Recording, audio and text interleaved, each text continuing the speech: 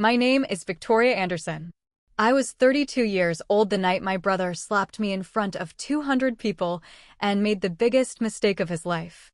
The sound cracked across the ballroom before the string quartet finished its song. 1 second, I was standing near the head table in a simple black gown. The next, my cheek was burning. My father's birthday guests stood frozen with champagne glasses in their hands, and my brother Matthew was pointing at me like I was a stain on the marble floor. "You don't belong here," he shouted, loud enough for every donor, judge, banker, and politician in the room to hear. Nobody moved. Nobody defended me. My father sat beneath a gold banner celebrating his 70th birthday, staring at me like my humiliation was an unfortunate interruption to his perfect night. My mother looked down. Matthew smiled like he had finally erased me from the family portrait for good. For years, they had treated me like the daughter who failed, the single mother who embarrassed them, the woman who walked away with nothing. And for years, I let them believe that was the whole story. I did not raise my hand back. I did not cry. I simply tasted blood on the inside of my lip and looked toward the governor's table. That was when the governor stood up. Her chair scraped against the floor, sharp as a warning. She looked around the room and said, "You people really don't know who she is." Silence swallowed everything. "She is Victoria Anderson," the governor continued, measured and cold. "The woman whose work kept 3 public housing projects from collapsing under fraud and negligence. The woman whose anonymous legal trust saved this very foundation from being shut down last year." A wave of whispers moved through the ballroom. My father's hand tightened around his napkin. Matthew laughed once, but it came out thin. "That's absurd," he said. "She paints murals in community centers. Don't turn her into a hero because you feel sorry for her." "I don't feel sorry for her," the governor replied. "I trust her." That sentence landed harder than the slap. I should explain why Matthew hated me enough to strike me in a room full of cameras. It was not because I was poor, though he enjoyed saying that. It was not because I had a child before marriage, though he used that whenever he wanted our parents to look disappointed in me. It was because I knew what he had done, and he had spent 7 years making sure nobody believed me. When I was 25, I worked part-time in the Anderson Family Foundation's outreach office. I was not important there. I answered emails, organized grant photos, and drove to neighborhoods my brother only mentioned in speeches. I saw families move into temporary housing with mold behind fresh paint. I saw contractors paid twice for repairs never completed. I saw invoices with identical numbers and different company names.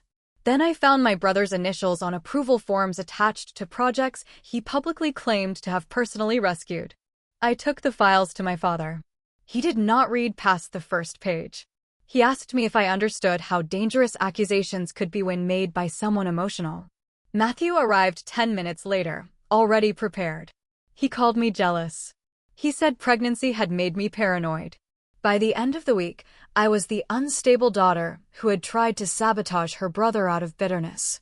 By the end of the month, my father told me not to come home until I apologized. I left with 2 suitcases, a folder of copied documents, and Sophie moving under my ribs like a tiny heartbeat, reminding me I could not collapse. That was the part Matthew never understood. He thought exile would silence me. Instead, it gave me time. I studied nonprofit compliance at night. I worked at a legal aid office during the day. I painted murals on weekends because art was the only place my anger could breathe without poisoning me. I built a small practice helping community organizations recover stolen funds. I built a reputation under my mother's maiden name so the Anderson name could not open doors or slam them shut. I built a file so complete that when the governor's office finally called, they did not ask if I had suspicions. They asked if I was ready to testify. Back in the ballroom, Matthew did not know how much of his past was sitting inside my purse. He only knew the governor had said too much and the guests were looking at him differently. That was all it took for his perfect mask to sweat at the edges. "This is a performance," he announced, spreading his hands toward the room. "My sister has always wanted attention. She appears after years of silence and suddenly she is connected to the governor. Convenient." He smiled at my father, asking for rescue without saying it. "Dad, don't let them turn your birthday into a circus." My father looked at me then, really looked, and I saw something flicker across his face. Fear.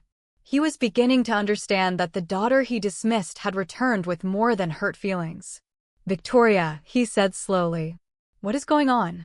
I wanted to laugh, not because anything was funny, but because that question had arrived 7 years late. What's going on, I said, is that your foundation was used to steal from people who trusted our name. What's going on is that Matthew needed someone to blame if anyone noticed. And what's going on is that he chose me because he thought I was the easiest person in this family to break. Matthew stepped toward me and lowered his voice. Leave before you embarrass yourself more. I looked at the red mark blooming across my cheek, reflected in the silver service behind him. No, I said. I already left once. That was the favor I gave this family. Tonight I'm staying. The governor opened a folder her aide had placed beside her plate. This gala was advertised as a celebration of integrity and philanthropy. Everyone here deserves to know that your foundation invited donors tonight to pledge another $10 million to projects currently under investigation. The relief in the room vanished. My father looked at Matthew. Under review?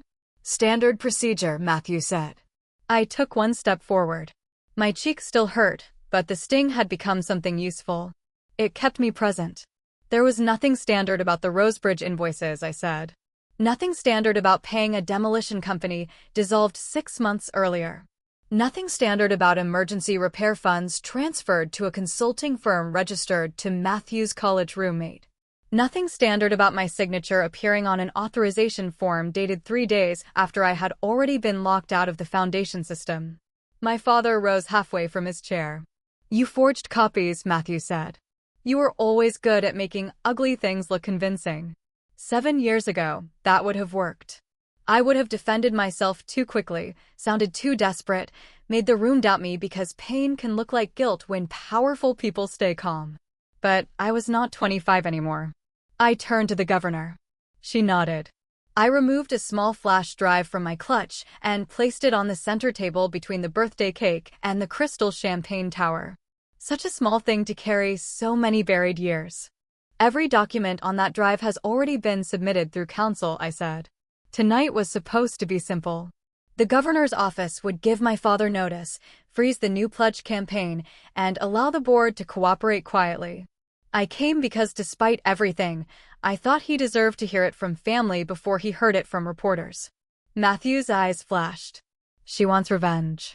She's angry because she couldn't handle being cut off. No, I said.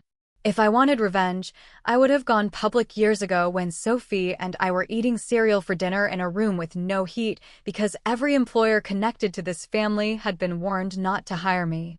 If I wanted revenge, I would not have protected this family's name by building a separate trust to repay the first group of tenants before they sued the foundation into the ground. My father stared at me. You did what? There it was. The first real crack in the family story. The Anderson name survived because the people harmed by Rosebridge received payment from a trust they believed came from an anonymous donor. That donor was me. I used settlement money I won under my professional name.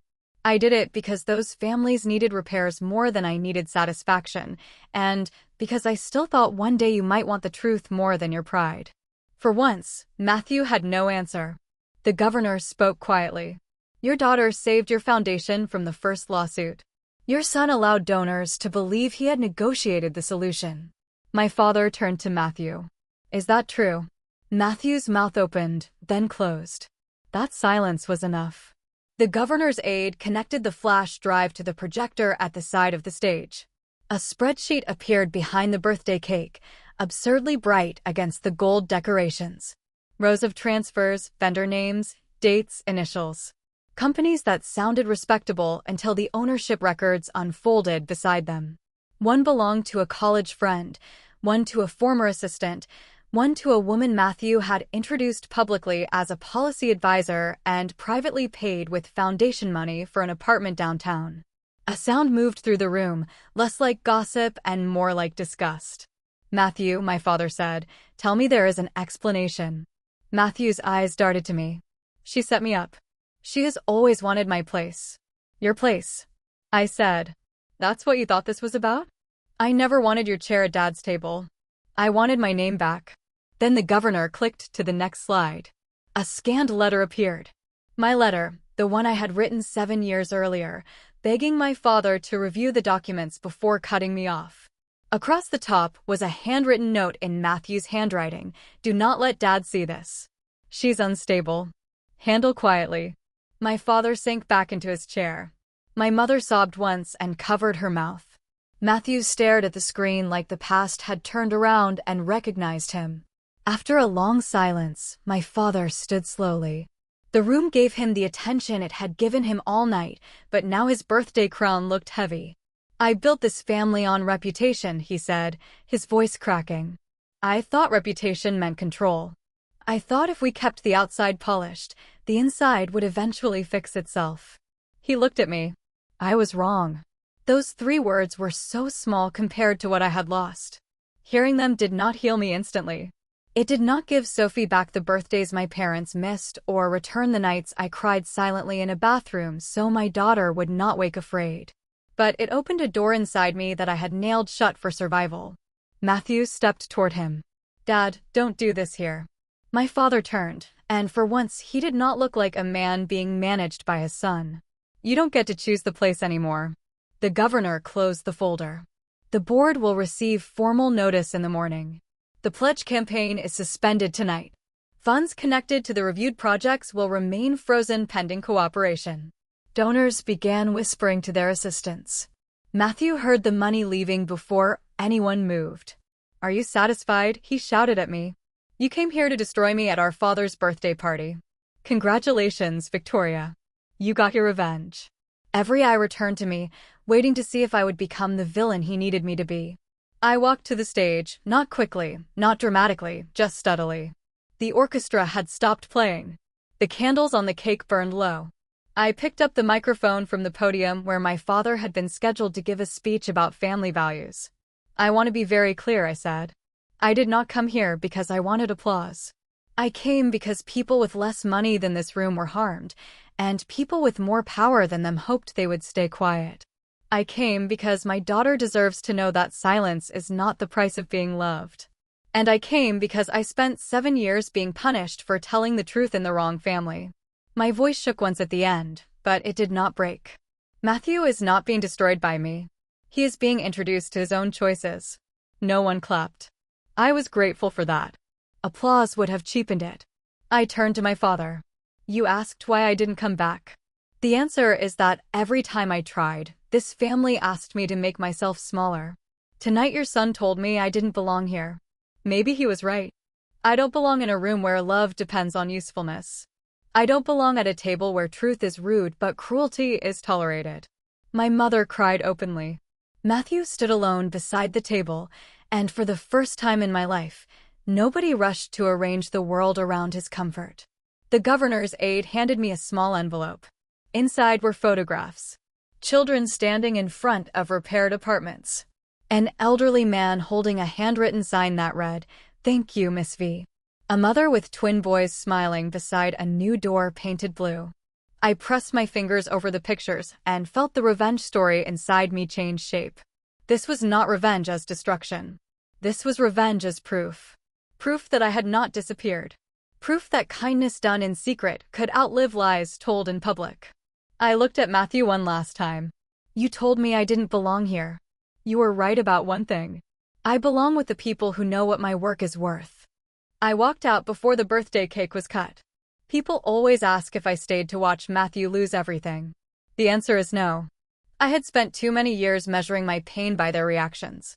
That night, I decided my healing did not require an audience. The governor walked beside me through the lobby. The cold air outside touched my cheek like a clean hand. Behind us, the ballroom buzzed with consequences. Phone calls were being made. Lawyers were being summoned. But outside, the city was quiet. You did well, the governor said. I laughed softly because I did not feel well.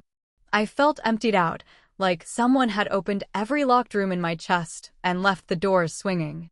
I almost didn't come, I admitted. I know, she said. Courage often looks like arriving with shaking hands. I checked my phone. There was a message from Sophie's babysitter. She fell asleep holding the blue paintbrush. That broke me more than the slap. I cried then, not loudly, not beautifully, just honestly. I cried for the young woman I had been, carrying boxes into a cheap apartment while telling herself exile was freedom. I cried for the daughter who wanted her father to believe her. I cried for every time I had swallowed my own defense, because survival had more urgent demands than pride. Then I wiped my face, because my daughter would ask about the mark on my cheek and I would not lie to her. I would tell her someone made a cruel choice and I made a brave one. 2 weeks later, the investigation became public. Matthew resigned from the foundation before the board could remove him, but the resignation did not save him. The accounts were frozen. Civil suits followed. A criminal inquiry opened after additional vendors came forward. His friends vanished with impressive speed. People who had once praised his leadership suddenly remembered they had always had concerns. That is how rooms like that protect themselves. They do not become moral overnight. They become careful. My father issued a public apology to the affected families. The final version said, "I failed to listen to the person who tried to warn me." That sentence mattered. Not enough to erase the past, but enough to stop insulting it. My mother came to Sophie's school art show 3 months later. She stood in the back holding flowers, nervous as a stranger. Sophie looked at me for permission before running to her. That look told me everything I needed to know about what my choices had built. My daughter trusted me to protect the shape of her world. So I did. I let my mother in slowly, with boundaries clear enough that nobody could pretend not to see them. My father asked to meet me for coffee. I waited 6 weeks before saying yes. When we finally sat across from each other, he looked smaller than I remembered. He did not ask for immediate forgiveness, which was wise, because I did not have it to give. Instead, he asked about Sophie. He asked about my work. He asked what Rosebridge needed next. For the first time, he asked questions without already owning the answers. As for Matthew, he sent one message through our mother: "Tell Victoria she won." I deleted it. Winning was never the right word. Winning suggests a game. And what happened to me was not a game. It was a family system built on favoritism, silence, and fear of embarrassment. It was a brother who mistook cruelty for control. It was a father who confused authority with wisdom. It was a mother who stayed quiet too long because quiet felt safer than conflict. And it was me finally understanding that being rejected by a broken system can be the beginning of becoming whole. A year after the gala, I returned to Rosebridge for the opening of a community arts and legal resource center. No black tie gowns, no champagne towers, no gold banner with my father's name. Just folding chairs, kids with paint on their sleeves, tenants who hugged me like family, and a blue door at the entrance because Sophie insisted every safe place should have one. My father came. He stood near the back, quiet, watching me teach a little girl how to hold a brush without gripping it too tightly. Later he said, "I missed so much." I answered, "Yes, you did." I did not rescue him from that truth. Love does not require pretending the wound was smaller than it was. My mother helped Sophie hang paper stars from the windows. She cried when Sophie called her grandma without being prompted. Healing, I learned, is not one grand speech. It is 100 small moments where people choose not to repeat the old harm. Sometimes they fail. Sometimes you step back. Sometimes the apology is real, but the access still has to be earned. Matthew did not attend. I heard he had moved out of the city while the cases continued. Maybe someday he will understand that the slap was not the moment he lost. He lost long before that. Every time he chose image over integrity. Every time he used family loyalty as a weapon. Every time he mistook my silence for weakness. The slap only made the truth loud enough for everyone else to hear. On the night of my father's birthday, my brother told me I did not belong there. He meant I did not belong among the powerful, the polished, the protected. He was right. I belonged somewhere better. I belonged beside my daughter, beside the families who trusted me, beside the truth I had carried even when it cost me everything. And if you have ever been humiliated by people who thought your silence meant defeat, remember this. Sometimes the moment they try to erase you becomes the moment everyone finally sees who you are.